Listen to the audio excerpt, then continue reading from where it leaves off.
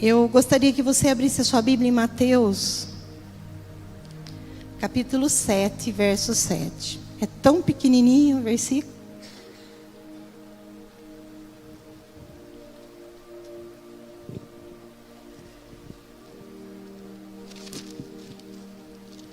Eu vou começar a mensagem por esse versículo. Pedi e dar-se-vos-á. Buscai e encontrareis. Batei e abrir-se-vos-á. Amém? Pedi e dar-se-vos-á. Buscai e achareis. Vocês já viram um versículo que já dá resposta, irmãos? Pede e eu vou te dar. Busque, você vai encontrar. Bate e a porta vai abrir. Olha que coisa linda. Deus, Ele dá os meios, Ele dá a receita e já dá o resultado da receita para nós. Ele já vem com um bolo pronto. E é assim que funciona a oração. E tem um outro versículo que diz assim: não recebeis, porque não sabeis pedir. Pedir para gastar em vossos próprios deleites, ou pelos vossos próprios prazeres. Tem muitas orações não respondidas, porque a gente quer só benefício para nós e para esbanjar de uma forma a qual Deus não quer. Então a oração, ela, até para orar, irmãos, nós precisamos pedir direção de Deus. E dizer: Senhor, como devo orar? O que devo pedir? O que o Senhor tem para mim? O que o Senhor quer para mim? Até para orar, a gente precisa orar. Para poder ter a resposta que completa, que enche a nossa vida. Amém? E lá em Provérbios, capítulo 15, verso 29, diz assim: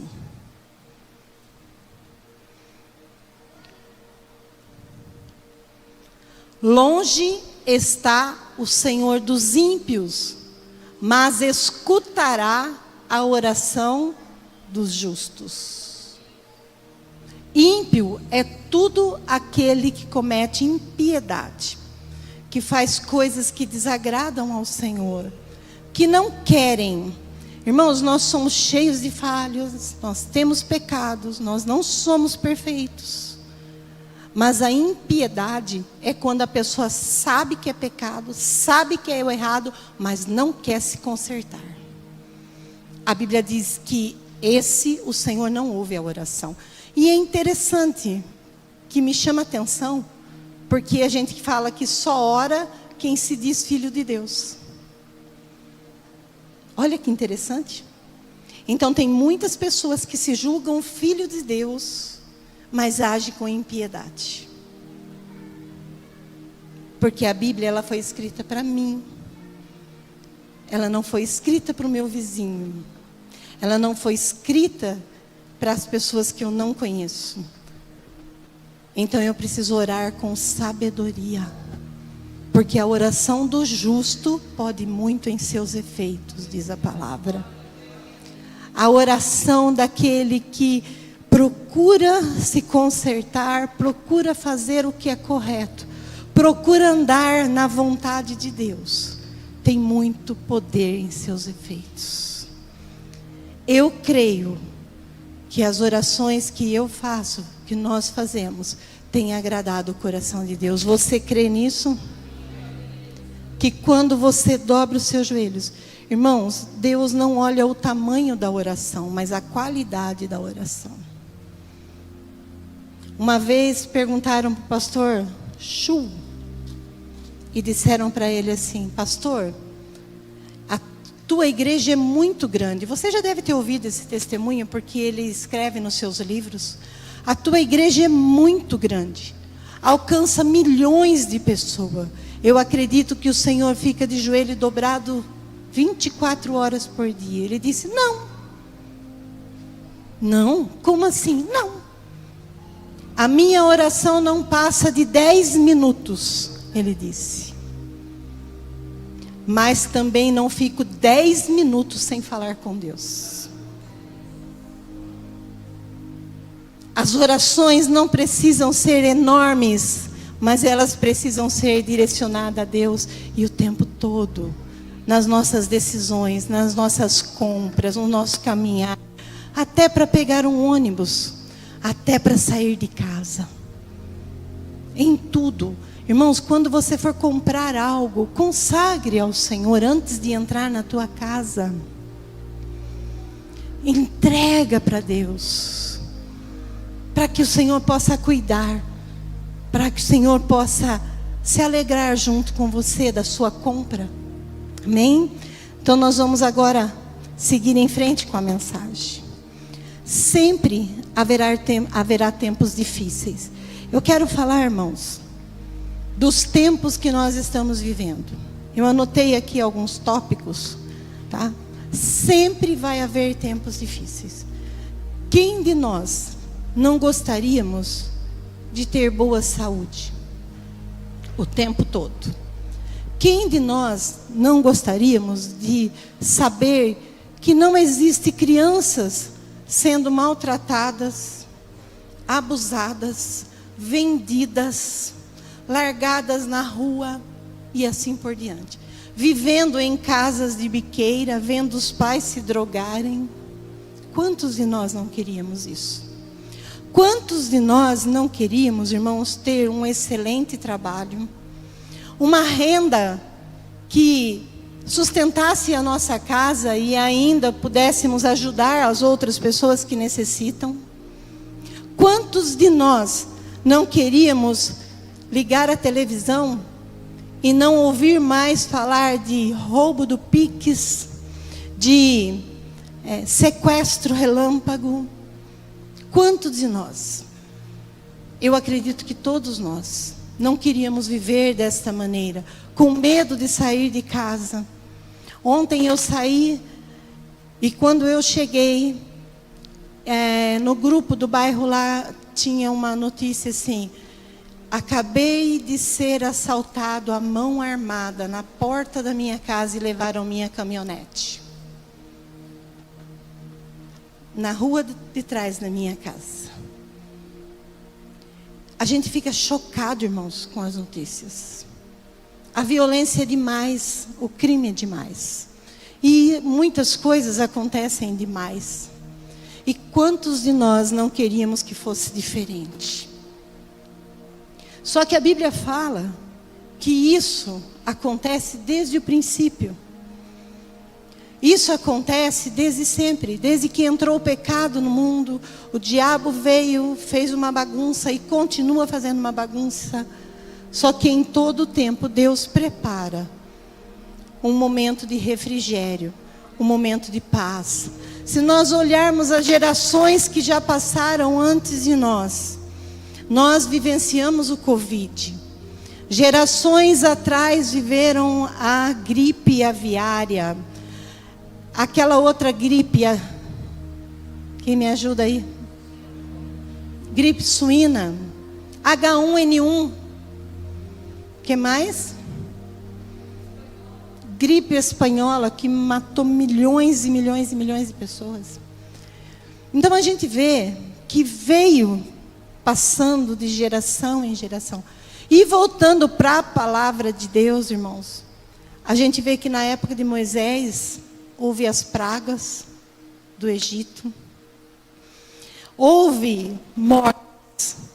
Houve muitas coisas. Que a Bíblia diz que quando o povo se volta a Deus, o Senhor dá um tempo de refrigério. O Senhor muda a situação. A igreja do Senhor crê nisso, irmãos. A gente vai indo numa onda, nós estamos indo numa onda, olha, é de ruim para pior. E a gente concorda. As pessoas dizem aí, Não tem mais paz. É verdade. O cristão confirma com a sua boca. Só que não é isso que Deus diz. Pastor Ayrton ministrou aqui na segunda-feira, na oração. Depois, o pastor Vinícius, na terça-feira, ministrou também a respeito da mesma palavra. Se o meu povo, que se chama pelo meu nome, se humilhar e orar, e se converter dos seus maus caminhos, eu ouvirei do céu, perdoarei os seus pecados e sararei a sua terra. Todas as vezes que nós lemos esse versículo, irmãos, a gente toma isso só para nós, como cristão. Meu Deus, eu preciso me converter, eu preciso pedir perdão dos meus pecados. Nós somos, irmãos, representantes do Senhor na terra. Vou fazer uma pergunta aqui. Quantas vezes você orou pelo arrependimento das barbaridades que tem na sua família? Quantas vezes nós oramos pelas barbaridades que existem no bairro onde nós moramos e pedimos perdão ao Senhor? Mas como eu vou pedir perdão pelos pecados de outras pessoas? É isso que os sacerdotes faziam. Porque isso enoja o coração de Deus. Quantas vezes nós pedimos para que o Senhor olhe para a nossa terra e perdoe as pessoas que têm feito maldade às nossas crianças? Porque a Bíblia diz que os nossos pecados fazem separação entre nós e o nosso Deus. A Bíblia não fala que o pecado de Moisés fez separação entre Deus e ele. Não, Moisés, ele foi um canal para pedir perdão pela nação, para que a bênção de Deus viesse sobre a vida da nação. Esther, uma intercessora, uma mulher que foi em defesa de uma nação, porque o povo estava condenado à morte. E Deus levantou ela. Quando eu começo a imaginar Esther, quando a gente vê Esther, nós vemos ela como uma rainha, toda linda, toda maravilhosa, toda cheia de polpa. Mas não, a Bíblia diz que ela era escrava, Radassa. Simplesmente uma escrava. Talvez uma mulher que vivia com seus aventais sujo de bolo, sujo de massa, sujo de alguma coisa. Mas ela se posicionou diante de Deus para interceder por uma nação. Eu e você temos uma responsabilidade muito grande diante de Deus. A oração é uma arma de guerra. Oração, ela muda a sua família, a minha família, o trabalho onde você está, o bairro onde você mora. Mas a minha oração, sim, irmãos. Porque a Bíblia diz o quê? A oração de um justo pode muito em seus efeitos.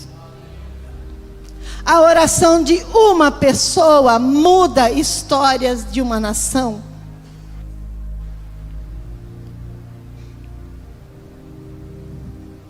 Mas, eu anotei aqui, em todo tempo o ser humano fica amedrontado. Em todo tempo nós ficamos com medo de entrar em algumas áreas, e entrar em alguns caminhos, com medo de sermos afrontados, medo de homens, medo de pessoas.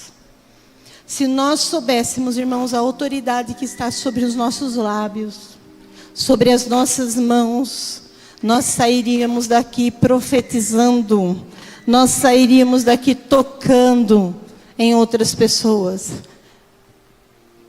Abram a sua Bíblia no livro de Êxodo, capítulo 3.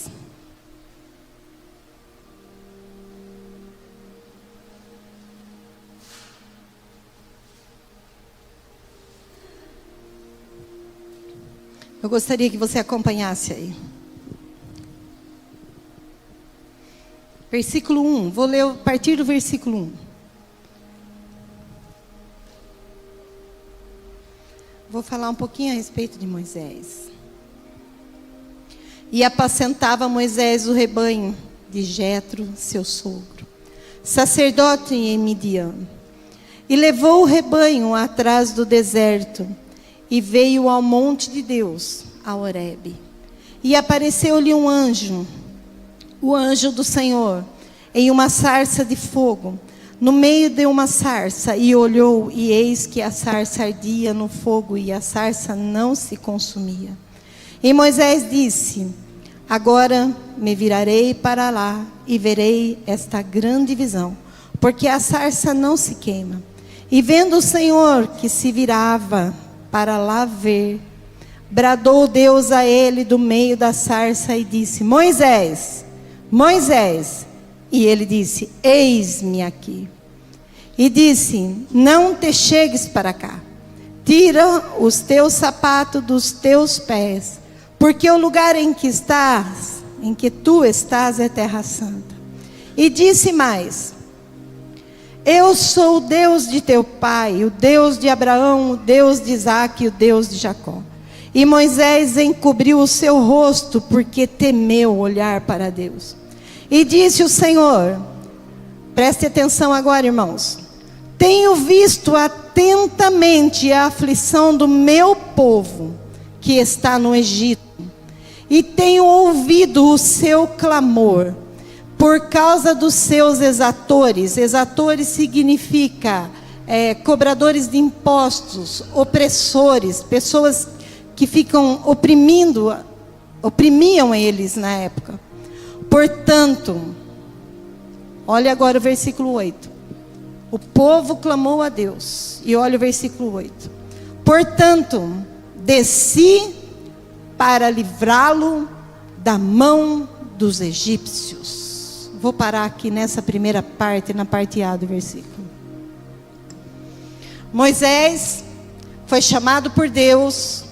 Diz a palavra de Deus que ele estava cuidando do rebanho do seu sogro. E ele parou para ir orar. Ele subiu ao monte para orar. E lá o Senhor se manifestou a ele. Não vou prolongar porque você conhece a história. E a sarça pegou fogo. E a sarça não se consumia. E a presença de Deus era real naquele lugar. E ele vendo todo esse mover, ele disse: eis-me aqui, Senhor. Olha eu aqui, usa-me. Faz o que o Senhor quer. Estou pronto. Aí Deus disse para Moisés: eu tenho ouvido o clamor do meu povo, a aflição do meu povo. E Deus disse no versículo 8: e eu desci até lá, para livrar o meu povo do Egito. Que maravilhoso, né? A gente lê isso daí e fala: que lindo! Deus desceu para livrar o povo do Egito. Só que um pouquinho antes, Moisés disse assim: eis-me aqui, Senhor.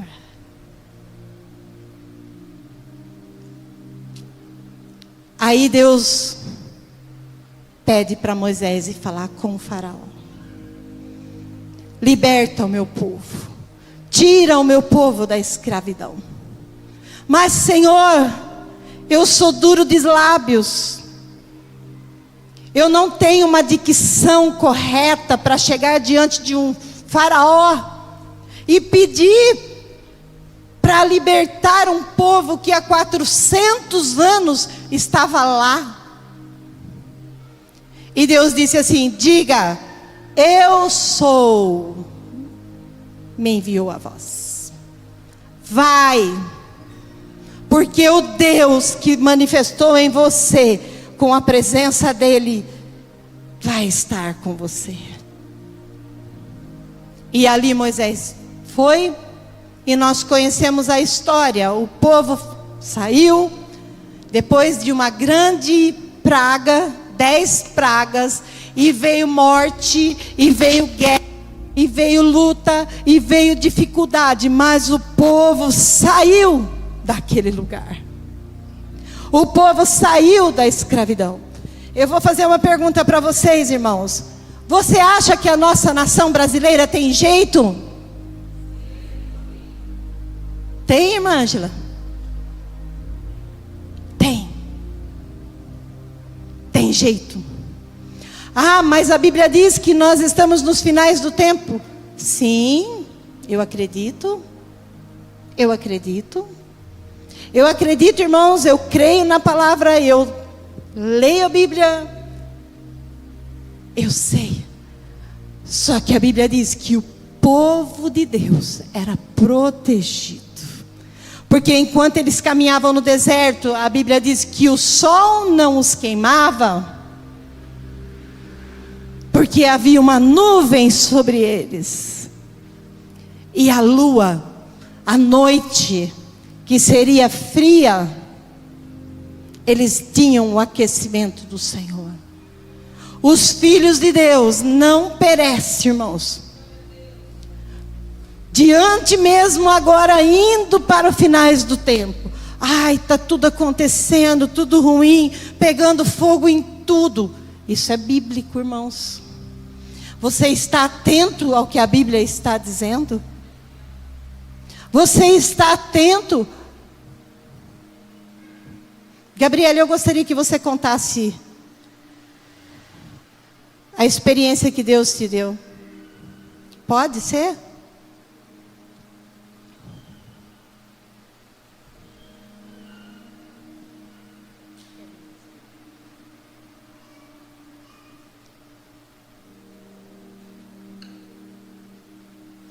Jesus está voltando. Jesus está voltando, irmãos. Essa semana, acho que foi quarta ou quinta-feira, eu tive um sonho de madrugada. Na verdade, não foi de madrugada, foi de manhã. E foi um sonho muito real, assim, porque eu acordei e eu continuei tendo a visão. Vou contar melhor. Eu sonhei que eu estava na casa da minha mãe e as luzes começaram a apagar e até que deu um blackout total. E nessa hora assustei, né? O Davi estava comigo no meu sonho. Eu peguei no braço dele e a gente saí até a cozinha para ver o que tinha acontecido. E na hora que a gente colocou o pé para fora da cozinha, eu vi como se fosse um ladrão, uma roupa de ladrão, tudo. E eu não vi o rosto, eu só vi a mão. E a mão como se fosse nos pegar, assim, veio tentando pegar. E nessa hora apagou tudo na minha mente, tudo ficou escuro. E eu ouvi claramente assim: o dia do Senhor virá como um ladrão. Mas foi uma voz muito clara. E nisso eu comecei a ouvir som de trombeta. E nessa hora que eu falei que foi muito real, eu acordei. Eu não conseguia abrir meu olho, mas eu sabia que tinha sido um sonho. Eu sabia que eu estava sonhando, mas o som da trombeta continuou. E eu estava acordada, eu já tinha acordado. E eu ouvia muito alto o som de uma trombeta. E é isso que a minha mãe está falando, né? E eu fui pesquisar, porque eu acordei, gente, foi muito real mesmo. Eu sabia que era um sonho, eu não estava sonhando e ouvindo o barulho da trombeta. Não, eu acordei e eu ouvia o barulho de uma trombeta. E aí eu fui pesquisar na internet, né? Assim que eu acordei, eu já fui lá sobre as trombetas, né, do final do tempo. E a primeira trombeta, ela fala em Apocalipse, né, que será lançado fogo em como que é? Sobre terça parte da terra. E essa é a primeira trombeta, né, do Senhor. E eu falei: nossa, Jesus está voltando. Jesus está voltando. Se as trombetas soarem nesse momento, como está a nossa vida com Deus? Como está a vida dos que moram junto conosco? Eu estou falando aqui de uma responsabilidade, irmãos, entregue para mim, para você, para nós, como sacerdotes, de orar. A oração de guerra. A oração é arma de guerra. A oração, ela é poderosa, ela tem poder em seus efeitos. Quantas pessoas da sua casa ainda não conhecem Jesus? Quantas pessoas que convivem conosco não conhecem Jesus? Porque temos vergonha de falar que Jesus Cristo salva, que Jesus Cristo cura, e que tudo que nós estamos passando hoje na face da terra, Jesus está voltando. Essa palavra que Deus deu ao meu coração, irmãos, esses dias, é a respeito da nossa responsabilidade diante de Deus. Eu não estou jogando para nós, irmãos, uma culpa, que muitas vezes a gente fala assim, olha, a culpa do mundo está assim, é da igreja. Mentira do inferno, isso daí. Não é da igreja. Não é. Porque a igreja está orando, a igreja está buscando. Nós sabemos que o tempo difícil vai vir. Nós precisamos nos posicionar. Porque o pecado, a culpa é de Satanás. Não é do homem. Porque em todo tempo Deus preparou escape para os homens. Eu quero ler aqui no livro de Esther, se você quiser acompanhar aí, e logo já vou encerrar. Esther capítulo 4, do versículo 14 em diante. Como eu disse aqui, Esther, uma menina escrava. Às vezes, irmãos, nós nos sentimos incapazes, nós nos sentimos a última bolacha do pacote, né? Ou aquela bolacha quebrada, né? Porque a última bolacha do pacote, normalmente ela é quebrada. Aí você pega o farelinho para comer, né? Tem gente que fala assim, sente a última bolacha do pacote como se fosse um... Não é não, é porque ficou só o pó. Muitas vezes nós nos sentimos tão pequenininhos. E Radassa, Esther, ela era uma mulher escrava, mas ela se posicionou. Ela entendeu quem ela era. Versículo 14 diz assim: porque se de todo te calares nesse tempo, socorro e livramento virá para os judeus, mas tu e a casa do teu pai perecereis. Quem sabe se para tal tempo como este chegaste a este reino? Então disse Esther, que tornasse a dizer a Mardoqueu: vai. Olha o posicionamento dela. Espera aí, vou só parar aqui, irmãos. Aqui, quando Mardoqueu chegou para Esther e disse para ela: o rei está à procura de uma esposa. O rei precisa de alguém do lado dele, que seja você. Porque os judeus, o povo de Deus está perecendo na mão desse homem. Que seja você, Esther. Aí Mardoqueu, ele incentiva a ela. E aqui no versículo 14 ele disse: o livramento virá para esse povo. De alguma maneira, algo vai acontecer. Mas que seja você, Esther, a se posicionar, a defender esse povo. E eu vou falar para mim, primeiramente, e para você. As coisas ruins, irmãos, estão acontecendo lá na nossa casa, lá na nossa família, lá no nosso trabalho, lá na rua onde a gente mora. O livramento virá, de alguma maneira, mas que seja por você. Que seja por você o canal de Deus. Que seja por mim o canal de Deus para alcançar essas pessoas. E daí ela disse assim para Mardoqueu: vai e ajunta todos os judeus que se acharem em Suzã, e jejuai por mim, e não comais e nem bebais por 3 dias, nem de dia e nem de noite. E eu e as minhas moças também assim jejuaremos. E assim irei ter com o rei. E ainda que não é segundo a lei, porque ela era plebeia, ela era judia.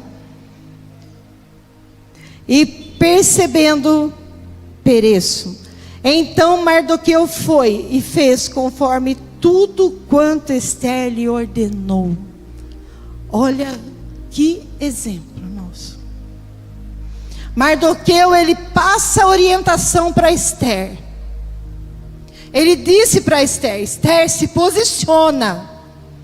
Esther, você é uma mulher de Deus. Tome a posição. E no momento que ela entendeu a identidade dela e quem ela era, e qual era o propósito que Deus tinha para a vida dela, ela já disse para Mardoqueu: tudo bem, eu aceito. Agora você vai, Mardoqueu, e convoca os judeus para jejuarem e orarem por mim, porque eu vou enfrentar o rei. Eu vou diante do rei. E aí nós conhecemos a história. Ela foi. E antigamente, irmãos, era assim. Já disse isso aqui, né? Antigamente, até a própria rainha, ela só entrava na presença do rei se o rei estendesse o cetro. E a Bíblia diz que ela tinha que entrar e se, mesmo sendo esposa, mesmo sendo rainha. Agora imagina, uma mulher judia, que não era da linhagem real, Deus levantou ela. Talvez você pense assim: eu vou pregar a palavra? Eu vou falar de Jesus para aquelas pessoas? São todos chefes encarregados, são todos pessoas que têm muito dinheiro, e eu aqui, um mero pobre, sem nada, sem casa, sem nada, sem ninguém. Mas quando ela se posicionou diante de Deus, arma de guerra, oração e jejum, pôs o povo para jejuar. E ela disse assim: olha, irmãos, que coisa mais linda. Irmã Laine, eu estou com um problema, jejua para mim, irmã Laine. E eu fico lá no bem bom. Ela disse: eu e as minhas servas jejuaremos também. Sabe aquele negócio, irmão, vocês oram por mim? Vocês jejuam por mim? Podemos fazer assim como Esther. Mas nós precisamos nos posicionar. Eu não posso pensar assim: olha, eu pedi para o meu pastor ou para o irmão fulano de tal orar, então tenho certeza que às 3 horas da manhã ele está orando por mim, então eu vou dormir. Eu vou tirar um cochilo, porque alguém está orando por mim. Qual é o teu horário de oração? Qual é, Valéria, o teu horário de oração? Qual é o teu horário de guerra, de buscar armas para guerrear contra o inimigo?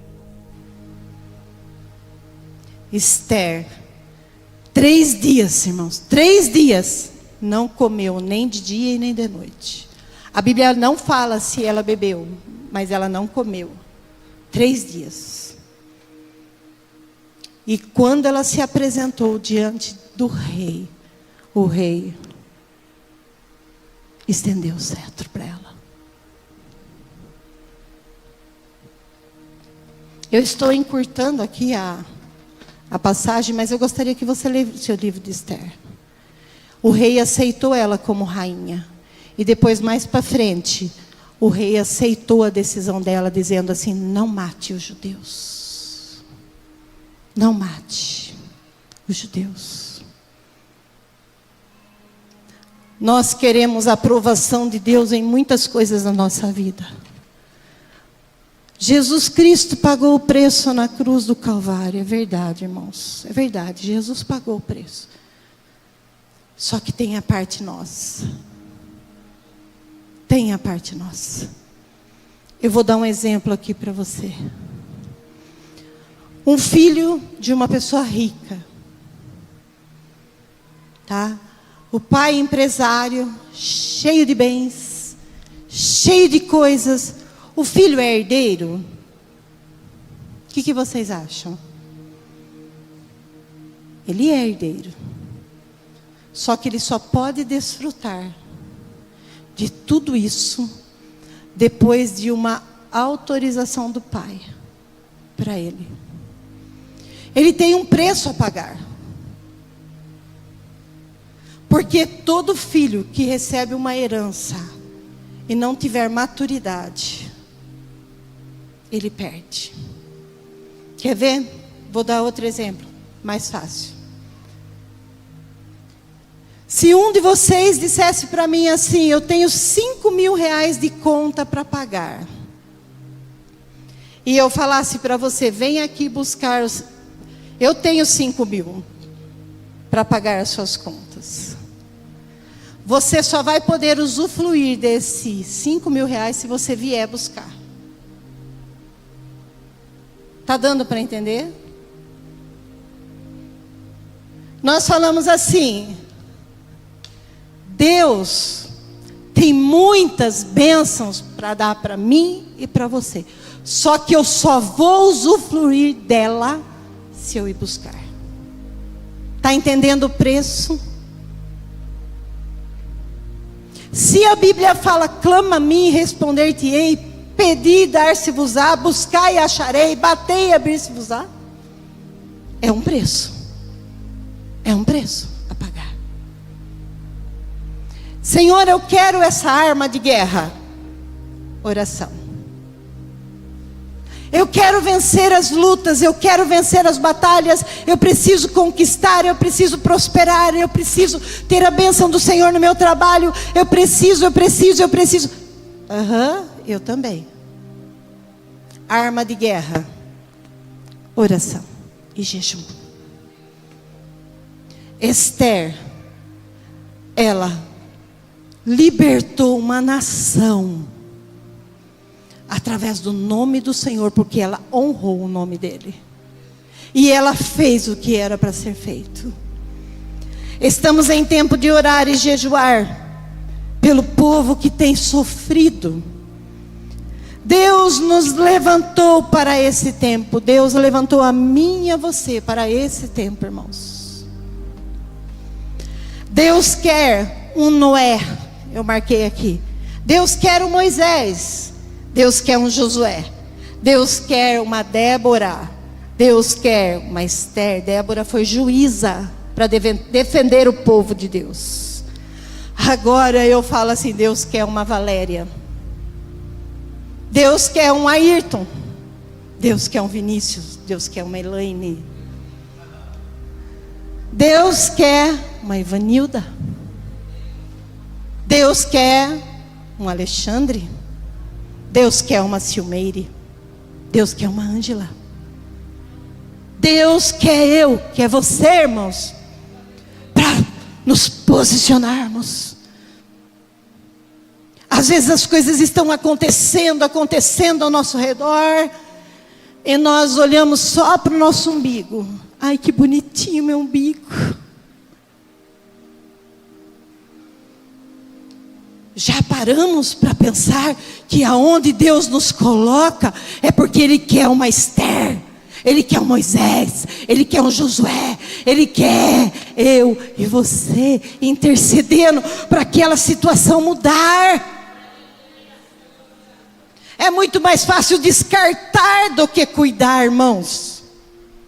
É muito mais fácil descartar o problema do que resolver o problema. Quem concorda comigo? É muito mais fácil.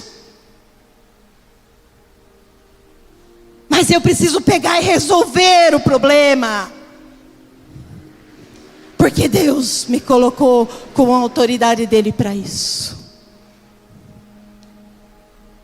Quando uma mãe tem um bebê, primeiro filho, né, nunca trocou uma fralda. Bebê está no hospital, coisa linda. Nenê enche a fralda, a mãe ainda não sabe o que fazer. Aí vem a enfermeira: vamos lá, mamãe, vou te ensinar como que troca a fralda. É assim, limpa, passa lencinho umedecido, dá um banhinho. Beleza, irmãos. A mãe vai para casa, põe o bebê no berço. Que fofinho, é meu. Daqui a pouco o nenê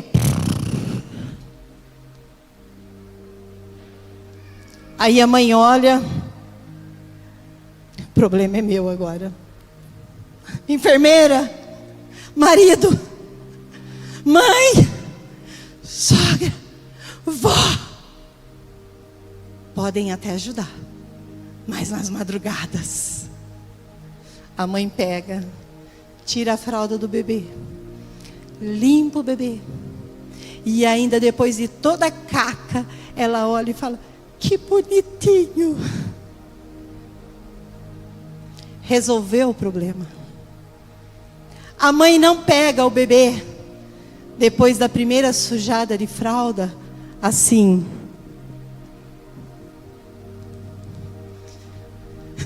Jesus, o que eu vou fazer? Abre a tampa do lixo. Resolvi o problema.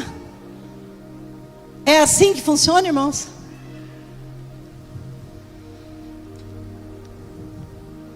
Não é assim que funciona. Você tem problema na tua vida? Quantos tem? Erguei a mão, o pé, porque todo mundo tem, irmãos. Se você não tem, olha, eu vou falar assim: Jesus, passa o redemoinho aqui e leva embora. Tem problemas? Vai resolver. Vai resolver. Jejum, oração. Ah, mas ainda não deu. Ai, jejum, oração. Senhor, já estou uma semana jejuando e orando e ainda não deu. Vamos de novo. Jejum, oração, jejum, oração, jejum, oração. O que a Bíblia fala? Que aquele que vai colher os seus molhos, é isso? Gemendo e chorando, voltará correndo com alegria, com a vitória. Problemas têm nome, problemas têm endereço, problemas têm solução. Nós não podemos descartar os problemas. Precisamos cuidar, precisamos zelar, precisamos deixar Deus tratar. Deus separou a mim e a você para esse tempo, mas com esse problemão. Com esse problemão. Para esse tempo.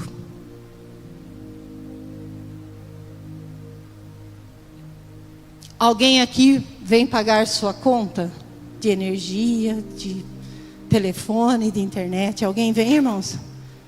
Não é você que tem que resolver esse problema? Os demais também. Precisamos de ajuda, de oração. Deus quer eu e você para clamar. Deus quer um povo que clama e que ora. Abram a sua Bíblia em Jó, capítulo 14, versículo 7 ao 9. Ah, pastora, não tem mais esperança para mim. Já acabou. Não tem mais jeito. Não tem. Esse problema aí, já é antigo.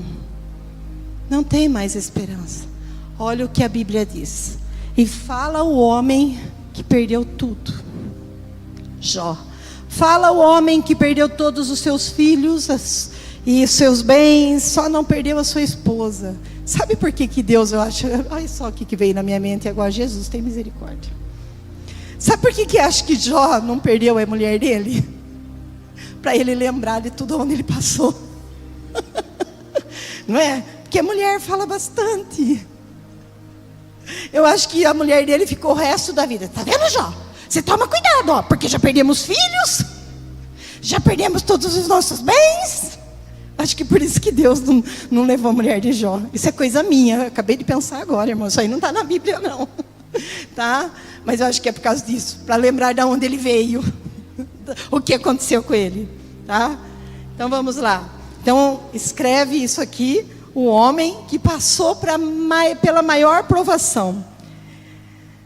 Diz assim: Porque há esperança para a árvore que, se for cortada, ainda se renovará. E não cessarão os seus frutos, ou os seus renovos, os seus rebentos, algumas versões.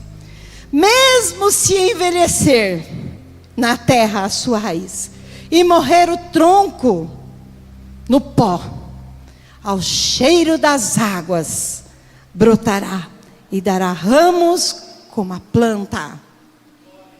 Tem solução para os problemas, irmãos? Eu quero ouvir mais forte. Tem solução para o teu problema, irmão?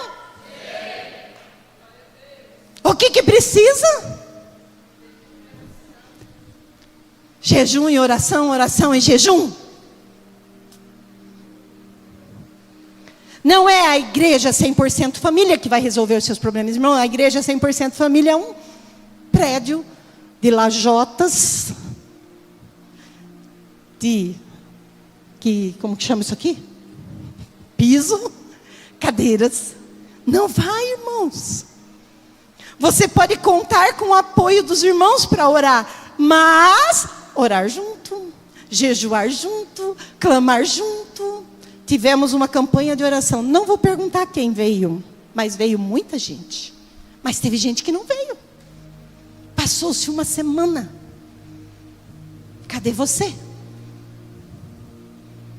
Estava orando em casa.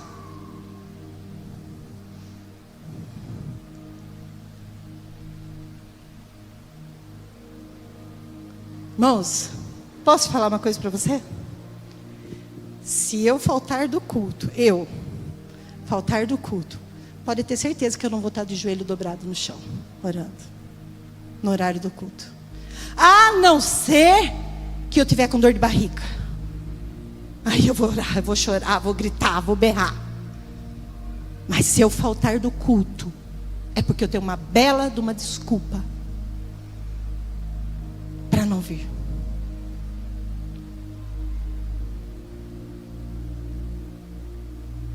E como diz o velho ditado, toda desculpa é uma mentira, porque a gente arruma ela para dar.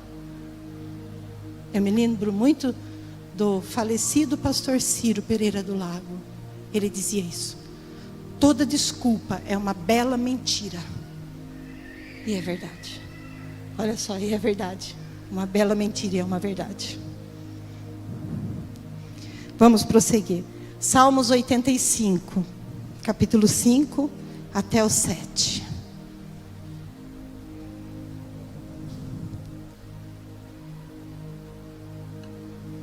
Eu estava preparando essa mensagem, minha mãe veio com a Bíblia na mão. Ela disse: olha essa palavra, Deus falou comigo. Eu falei: nossa, encaixa certinho na mensagem. Eu falei: o Espírito Santo é lindo. E eu falei para ela: eu vou ler. Essa aqui é a oração do povo de Israel. A oração do povo quando clamava por socorro a Deus. E o povo dizia assim: estará para sempre irado contra nós, Senhor. Estará para sempre irado. Vamos passar isso para nós, irmãos. Podermos falar isso para o Senhor. Deus estará sempre irado contra a minha família, contra a minha casa, contra os meus problemas. E o povo de Israel fez essa oração, Senhor. E estenderá a tua ira a todas as gerações. Será que esses problemas que eu estou passando vai passar para os meus filhos, para os meus netos, para a minha geração que virá? E o povo de Israel orando: não tornarás a vivificar-nos, para que teu povo se alegre em ti? Mostra-nos, Senhor, a tua misericórdia, e conceda-nos a tua alegria ou a tua salvação. E o povo clama pela misericórdia do Senhor sobre a terra e sobre os frutos. Então, desde muito tempo atrás, irmãos, o povo tem clamado, tem pedido ao Senhor: um tempo de alegria, um tempo de refrigério, um tempo de paz. E aqui o salmista diz isto: não haverá sobre nós a tua misericórdia. E assim também nós devemos clamar, para que haja esperança, calma, um povo abençoado, uma família abençoada. Então nós devemos clamar, orar, jejuar e nos humilharmos. Porque a Bíblia diz, lá em 1 Pedro 5:6, humilhai-vos na presença do Senhor teu Deus, para que Ele vos exalte em tempo oportuno. Humilhar diante de Deus é reconhecer que só Ele pode dar a vitória, e só Ele tem o poder para mudar situações. Humilhai-vos na presença do Senhor teu Deus, para que Ele vos exalte em tempo oportuno. Não é viver só humilhado, mas o Senhor exalta. E quando Deus exalta o homem, irmãos, ai, como é lindo isso. Não é aquela hora do homem colocar uma bela de uma gravata bonita, reluzente, brilhando, e desfilar pelo corredor da igreja. Não é a hora de uma mulher colocar uma coroa na cabeça e andar desfilando com saltos pela igreja e dizendo, ó, né, como cantava aquela música, quem te viu passar na prova e não te ajudou. Que hino gostoso, né? Não é esse tempo de exaltação. Não é isso, irmãos, que a Bíblia fala sobre exaltação. Mas você sabia que todo aquele que é exaltado diante de Deus, ele traz uma marca. E ele anda assim, se eu estou aqui agora, porque o Senhor teve misericórdia de mim. Se eu caminho por esse lugar, é porque o Senhor teve misericórdia de mim. Se o Senhor me deu, é porque Ele sabe que eu posso servir. Esse é o exaltar de Deus. O exaltar de Deus não é colocar ninguém num pedestal. O exaltar do Senhor, porque a Bíblia diz que todo homem que exalta será abatido, será humilhado. Porque quando o homem entra nessa posição de humilhar-se diante do Senhor, é reconhecer que a bênção dele veio através de Deus. Uma nação foi salva por uma escrava. O povo foi liberto do Egito por um homem que não sabia falar. Em todo tempo que Deus levanta alguém, é para exaltar o nome de Deus, o nome de Deus, o nome do Senhor. E todas as vezes que Ele exalta um homem, é para exaltar o nome dEle, porque Ele é Senhor sobre todas as coisas, sobre todas as nações. Porque a Bíblia diz que por Ele, para Ele são todas as coisas. Quando a mulher dá um filho para uma mulher que não pode engravidar, ela diz assim, eu carrego aqui no meu ventre o fruto de Deus, a vitória do Senhor. Eu ando nesse carro hoje, eu não tinha condições de ter, mas o Senhor me deu. Se eu tenho meu trabalho hoje, uma posição legal lá, eu não tinha condições, a minha capacidade não era suficiente, mas Deus me colocou.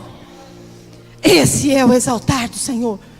Humilhai-vos primeiro na presença do Senhor teu Deus, e Ele vos exaltará. Eu quero a bênção, mas eu não quero humilhar. Eu quero a bênção, mas eu não quero orar. Eu quero a vitória, mas eu não quero jejuar. Irmãos, como eu disse agora de pouco, toda vitória teve um preço. Toda vitória tem um preço. Quando Moisés atravessou o mar, houve uma grande vitória. Havia muitos mortos para trás. Quando Esther, com a autoridade dela, de Deus na vida dela, tirou os judeus da morte, Amã morreu. Há um preço a ser pago. Quando eu quero uma bênção, há algo em mim precisa morrer. Algo em mim precisa ser quebrado. Eu não gosto de orar. Ah, é? Não gosta de orar? Algo tem que morrer. Eu não gosto, mas eu preciso. Então eu vou orar. Né, pastora Elaine? Ah, eu preciso ler a Bíblia. Eu não gosto de ler a Bíblia. Não me venha mandar ler a Bíblia não, porque isso é um peso para mim. Me dá sono, me dá cansaço. Algo tem que morrer. Eu não gosto de ler a Bíblia, mas eu preciso. Eu não gosto de vir orar na igreja, mas eu preciso. Eu não gosto, mas eu preciso. E quando nós entendermos, irmãos, muitas portas serão abertas na nossa vida, na nossa vizinhança, na nossa família, nos nossos trabalhos e aonde nós andarmos. Porque lembre-se, eu e você somos representantes do Senhor aqui na terra. Eu e você carregamos uma marca. Eu e você temos um carimbo.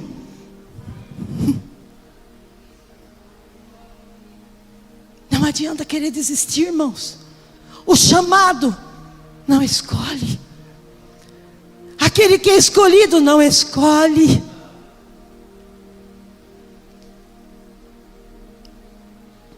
Aleluia, Jesus.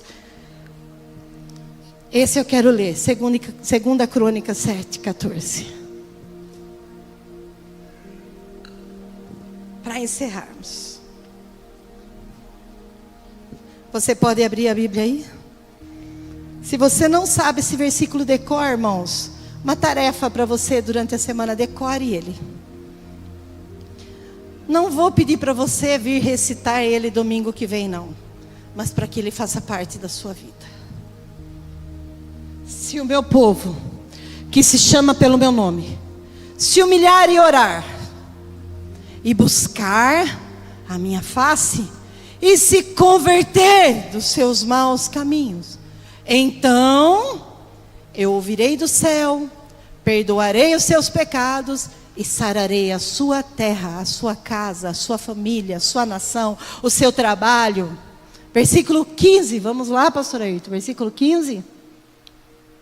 Agora estarão abertos os meus olhos e atento os meus ouvidos à oração deste lugar. Quando nós entendermos a arma que nós temos, irmãos, que é a oração, os ouvidos do Senhor estarão abertos. Eu convido você a se colocar em pé.